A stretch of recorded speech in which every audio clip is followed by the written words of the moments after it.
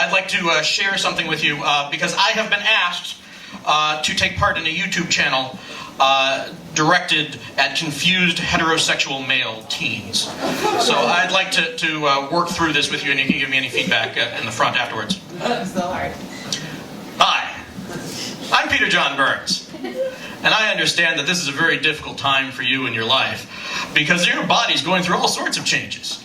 And sometimes you might be in physics class and there's nothing remotely sexual going on, and you get an erection. Well, I'm here to tell you, as a 44-year-old man, it gets worse. Because one day your own personal space shuttle is going to find failure to launch, and you're going to look back on this time of whimsical boners with a certain amount of nostalgia. And don't worry about the side effects of that little blue pill, because frankly, if 4 hours of an erection were life-threatening, every single dude at your senior prom would have dropped dead. So yeah, it gets worse. In your 20s, you'll try and fuck anything with a heartbeat, and then later on you'll realize you were a bit fussy. Shouldn't let a heartbeat stand between you and a good time. So yeah, it gets worse. I mean, later in life, right now, kid, you're looking and saying, I'd like body hair like Hugh Jackman. Well, let me tell you, that little monkey's paw of a wish is going to take a tragic turn. Oh yeah, you'll get hair. Just not where you want it. And eventually you're going to find yourself in a Bed Bath & Beyond, contemplating the purchase of the Man Groomer, which is an electric razor at the end of a back scratcher. This is a product that has never been purchased with a sense of optimism or joy, but merely with a sense of resignation and the thought, so it's come to this. And when that Man Groomer clangs into your cart, that's like the cell door slamming shut on your youthful hopes and dreams. So yeah, it gets worse. Eventually, you're going to get a little bit older, and your only hope in life is that your kid shows up in a DeLorean and straightens out all your shitty life decisions. And he doesn't show. And you find yourself slowly becoming invisible because you realize that if any young hot woman is interested in you, it's because she's got daddy issues. Not that that's a deal killer, I'm just saying that's how it works. And so you find yourself becoming invisible. First to cute baristas, then to cute bartenders, and then you find yourself flirting with diner waitresses. The crystal meth of flirting, really. Oh, sure, she'll bring you pie and call you hun, but she also brings the guy with the oxygen tank, hun, as well. Oh, yeah, here's what's happened, pal. You've crossed that line from flirty to creepy, but like most men, you found that out 5 years too late.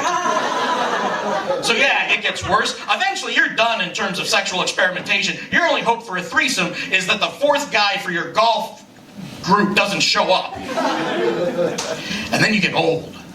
And if you're a lifelong agnostic like me, you're faced with two choices: existential terror or rank hypocrisy. That's the dessert menu of life. Bon appetit!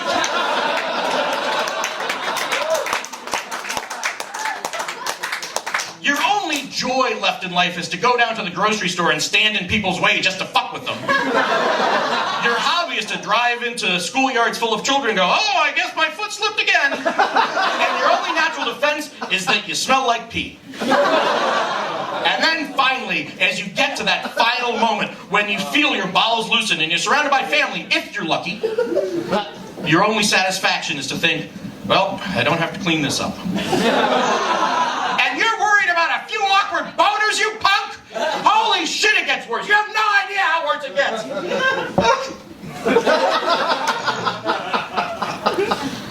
So, what do you think? Too dark?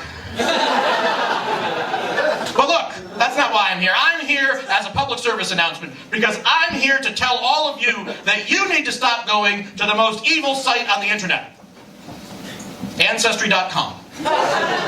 Because Ancestry.com is where you go to unearth all the pain that your forefathers buried. You want to find out that your great-uncle was in a veterans hospital for shell shock, or that your grandmother gave up a mixed-race baby for adoption, or that your second cousin once removed met his wife in a house of ill repute.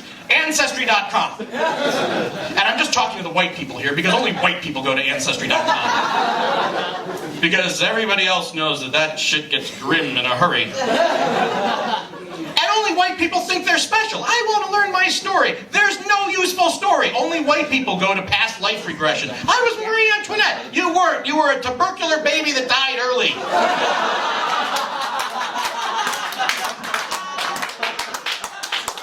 Here's how you know if you're special if you're a white person. Is there a Roman numeral at the end of your name? No? Then no.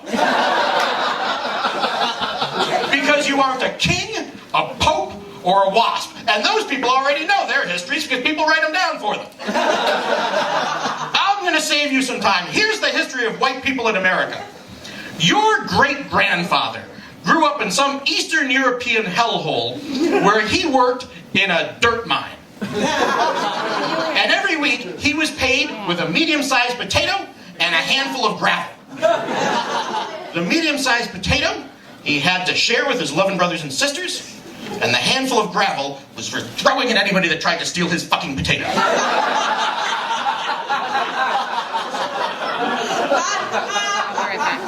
And when he found out that there was a magical land where he didn't have to sleep on a mattress stuffed with dysentery, he ran to that boat and outside of that town you're trying to rediscover as fast as he could. And when he got to Ellis Island, he let those guys saw off the last 3 syllables of his name that you're trying to reconstruct like a Civil War soldier's gangrenous green leg. Let's see, your name is Katzenfuhrer Open Plots. Yeah, we're going to call you Katz. Hey, that's fine by me, boss. Can I get on the other side of that gate? And yes, they gave your great-grandfather an Italian accent and a German last name. But that's because he was Swiss. So he got a job in a dirt factory. That was an upgrade, but it was still a shitty job. He found a tenement that had hot and cold running lice, and he married your great-grandmother because she came from the old country, and she made that food he liked that smelled like feet. And occasionally go down to the brothel, but that's because your great-grandmother didn't want to have any other children, and they had good hot wings, he said. And then they had your grandfather. Now, your grandfather was a cop or baker, something like that. He had a less shitty job. He lived in a part of the city where he lived with his own ethnic group, but he stayed close enough to the other ethnic groups to still form a sense of resentment. He married your grandmother because they were in the same high school together. He drank his beer out of a bottle and not a galvanized bucket. And yeah, okay, he went to the whorehouse, but that was Korea. He was in the service, so it was okay. And then they had your dad. Now your dad actually had a pretty good job. He was an assistant vice president, an executive something or other. You were never really sure. But he always pretended that what he wanted was your grandfather's shitty job, which was bullshit, because your grandfather never got a sailboat or a weekend cabin in Sheboygan. He drank scotch. They lived in a soulless suburb where you grew up, where all of the ethnicity had been completely erased, except if, you had to be white.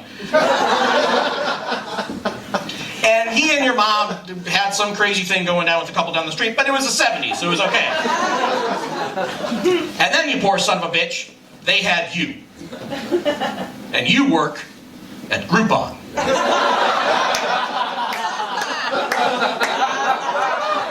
Which means you have a shitty job.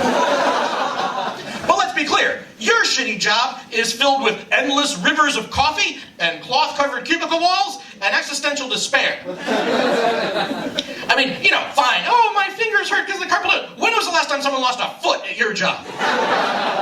Which means your shitty job is the kind of shitty job that your great-grandfather would have sold your great-grandmother to the foreman at the dirt factory because your great-grandfather was kind of an asshole. And that's why you don't go to Ancestry.com. That's the history of white people in America. My name is Peter John Byrnes.